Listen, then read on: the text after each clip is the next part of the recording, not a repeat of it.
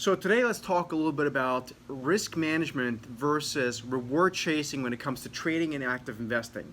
The vast majority of people look at a stock, commodity, currency, whatever, and the number one thing they look for is how much money can I make if this stock or underlying asset goes in the desired direction in which I think it may go. But what I've learned over many years of doing this is that by far the better way of looking at it is by number one, being concerned about the risk that you're putting at work. In fact, some people I think yesterday, someone came to me and was asking me if risking $200 on a stock trade is good or bad. And of course, if you really think about it, the number that you're risking, the dollar amount, is completely irrelevant.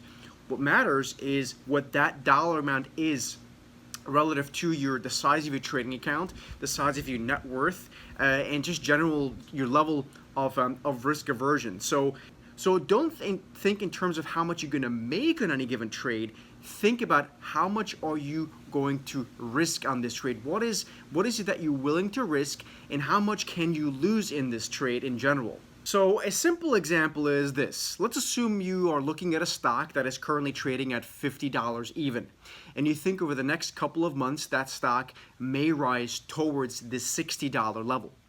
Well, if that stock continues to go higher and higher and higher and ultimately reaches that $60 area, that's wonderful. That's the reward that most people only focus on. They only think, well, okay, I can make, in this case, $10 or about 20%. So the stock goes from 50 to 60. That's the only thing people ever focus on. In a situation like this, one might say, okay, I shouldn't be willing to risk more than $5 or about 10%, I should say, of that trade. So if the stock goes to $45, you are going to be out.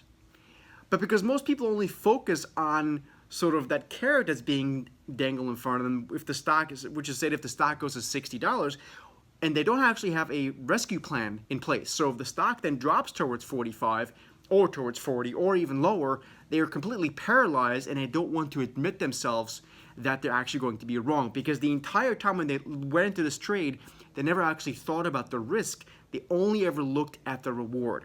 So this is something that took me many, many years to learn. In fact, probably a good 10, 12 years to really fully comprehend this, that as much as I might be looking at a stock and see what the potential reward might be, my only concern is what is the potential risk in that trade, and how much am I willing to risk, maybe towards the next support level or whatever your risk parameter might be. So what it comes down to is this. You want to look at the markets through the lens of risk management. Your entire exercise in trading stocks, commodities, currencies, or whatever else you might be trading, your entire exercise should be focused on risk management, not on reward chasing. Too many people only focus on reward chasing, and by doing that, they actually end up not having a risk management system in place, so they never actually stop themselves out, and they let their losers ride. The entire concept that I'm trying to teach you here is to let your winners ride and cut your losers short.